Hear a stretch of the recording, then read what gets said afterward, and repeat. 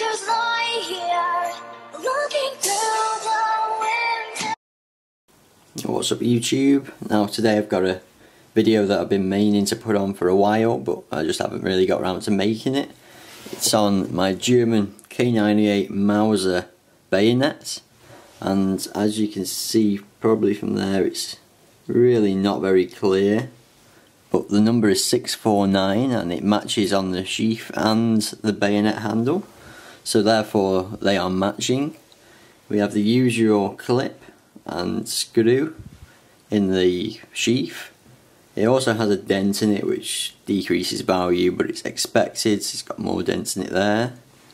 It's got the usual ball on the end of it, as you could say. Then onto the bayonet, it's got the sliding mechanism for putting it onto the actual gun.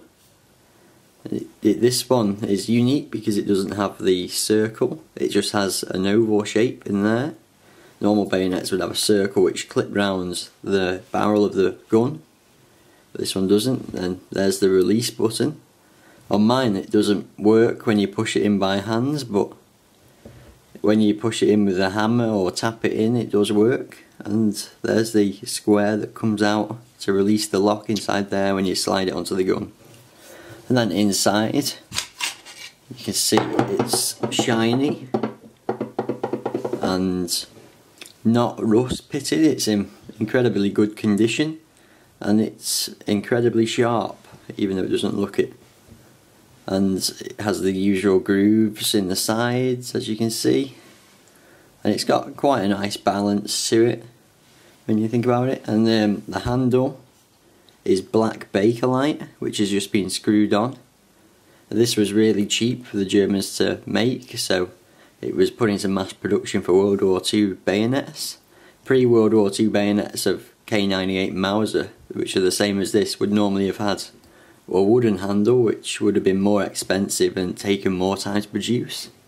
But as the war was going on, materials came scarce, and so the Germans started using Bakelite.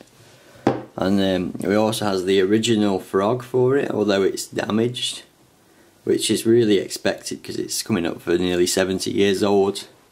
But other than that, it's in good condition. It's still got OFC 1940 on it, so it's dated, which is another good find.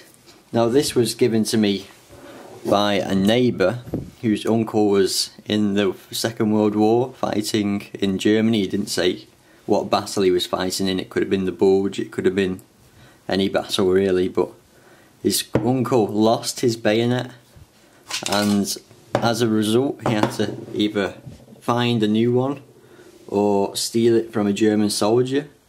And it happened that a close combat battle came up between his uncle and a German soldier, and he managed to win and stole the bayonet, and then it's been passed down through his family, and that's how I've got it. And it was given to me by him, which was very kind of him, as these things can be quite valuable now, but I don't think I'll be selling it for a long time. And then in the background, I've been meaning to do these for a while, but as you can see, there's a 75mm brass cartridge case, and here's an 18-pounder brass cartridge case.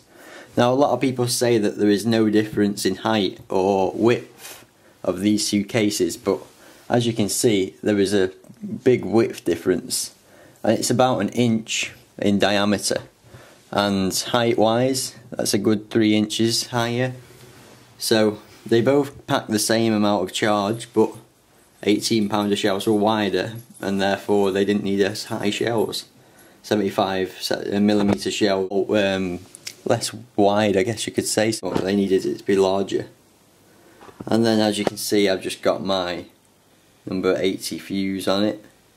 Now originally this did have a number 85i on it, but I prefer it with the number 80 to be honest. And you can see the dry band pretty clearly there, which is quite a nice effect because it's full dry band in good condition. And now it's complete with the bottom shell case, which is a nice finish to it. I haven't actually got an 18-pounder shell yet, but I'm working on buying one when I can find one for sale. But I have just bought a £60 British fuse, shell without a fuse. So that should be coming in for next week, so that might be in next week's video if it arrives.